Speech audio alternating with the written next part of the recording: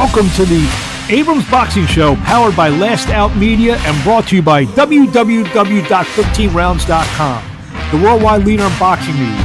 Also, Abrams Boxing PR Media and Broadcasting, the industry standard for boxing media relations and play-by-play broadcasting.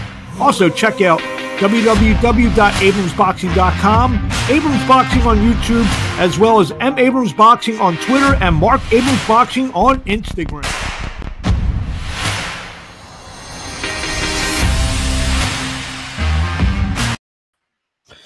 Good week to everybody. Mark Abrams here, the Abrams Boxing Show.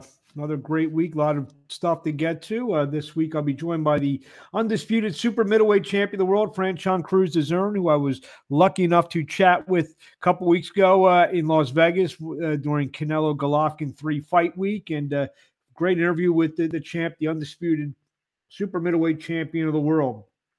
Let's get right down to a former 2-division world champion, Shakur Stevenson, remained undefeated, went to 19-0, scored a one-sided 12-round unanimous decision over Robson Conceição, that in front of over 10,000 people at the Prudential Center in Newark, New Jersey. Stevenson scored a knockdown and won by scores of 118-108 and 117-109 twice. I say former world champion because the day before the fight, Stevenson lost his 130-pound title on the scales. He was about 1.6 pounds over. And he said he will be going to lightweight. So a lot of competition up there. Let's see if they match Devin Haney up. You know, there's Teofimo Lopez now at 140 pounds, but there's other fighters, you know, such as Tank Davis. You know, they've already started their little tiff on Twitter. So a lot of stuff going on in the lightweight division. And add the name to Shakur Stevenson to the mix.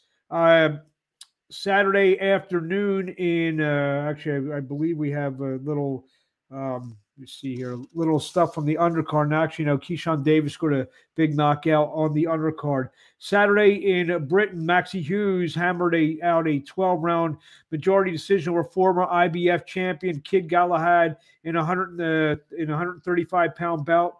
That took place in excuse me, Nottingham, England. Scores were 114-114, 116-111, 114-113 for Hughes.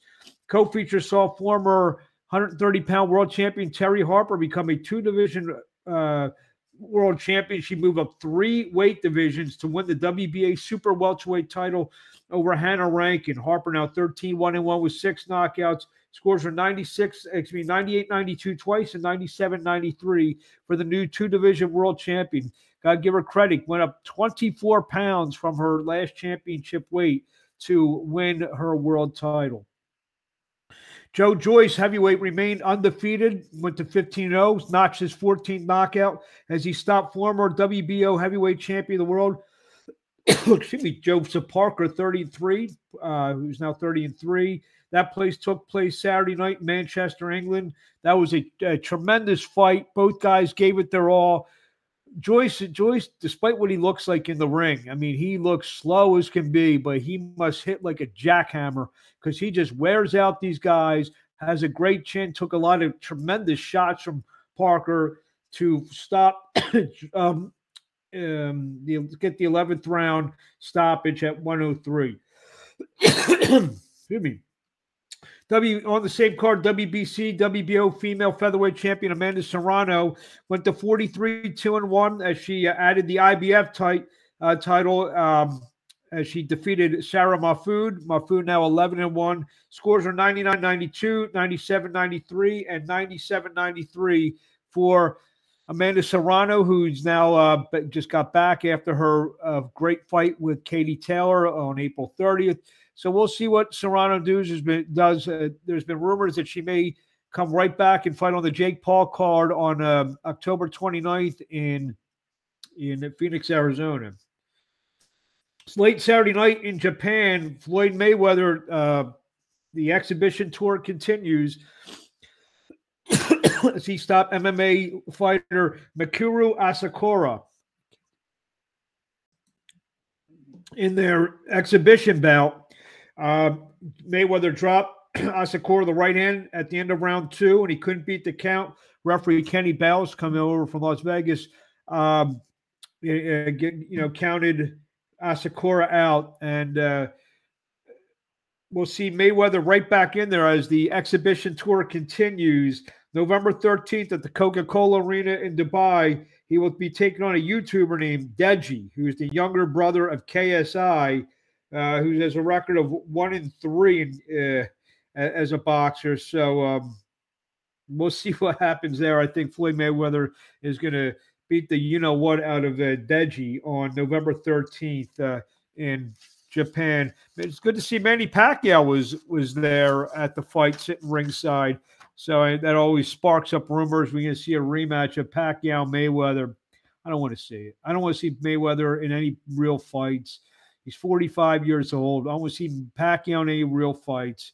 So let them make their money, make millions doing these celebrity kind of things, and just remember for what they were. And obviously the first fight really can't get too much worse than the first fight. So we'll see here. Pretty light week of boxing this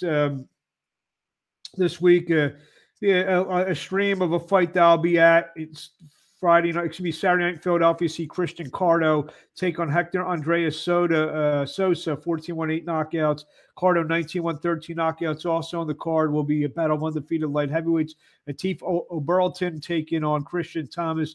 Oberlton is a big time prospect. Also Saturday Night Boxing TV, bxngtv.com as a good pay-per-view, $19.99 from Washington D.C. and it's a very interesting story. Dusty Harrison, 34-01, 20 knockouts, will be in the main event, and with a heavy heart, as his father, Buddy Harrison, was tragically gunned down last Saturday morning in front of his home in Washington, D.C. I knew Buddy a little bit. Very nice man. Gave back to the community big time, and a very tragic situation down in Washington, D.C., and our hearts go out to Dusty and his family. And Dusty's, I guess he's doing it to carry on the legacy for his father and to get in the ring. I know he's going to be in there with a heavy heart on Saturday night in Washington. Anthony Peterson will also be part of the broadcast. Sunday stream that will probably emanate out of Kazakhstan to see the continued comeback of one-time heavyweight contender Jarrell Big Baby Miller, 25-0-1 with 21 knockouts. He takes on Ebenezer Tata, 20-1 with 17 knockouts. If Miller wins, he could face Lucas Brown sometime in November. Earlier or a couple of weeks ago, I had a chance to talk to the undisputed super middleweight champion of the world, Franchon Crews-Dezurn, and this is how. The undisputed super middleweight champion of the world, Franchon Crews-Dezurn, here in Las Vegas. Day before Canelo and Gennady Golovkin get on for a third time. How you doing? I am doing wonderful. Vegas is treating me wonderful, and I'm just enjoying the scene.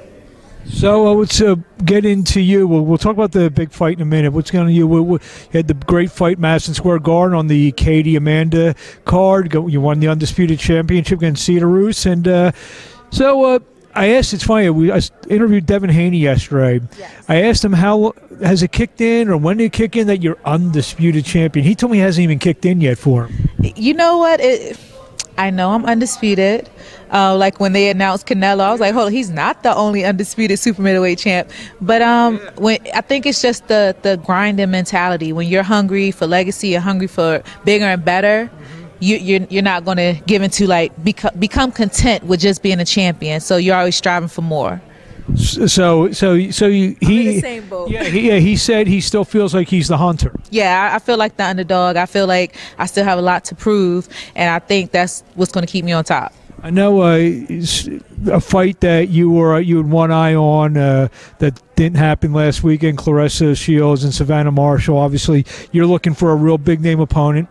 You and Claressa had the pro debut, great fight, and yes. Savannah, should she come through, I guess she becomes a target for you as well. Is that safe to say? Well, I think both of them are great opponents, great competitors, and great champions. And either one, I'm with it. But yeah, I was actually going out to London the day that it was canceled. So I want to see them to support them in women's boxing and also have some kind of interest in it.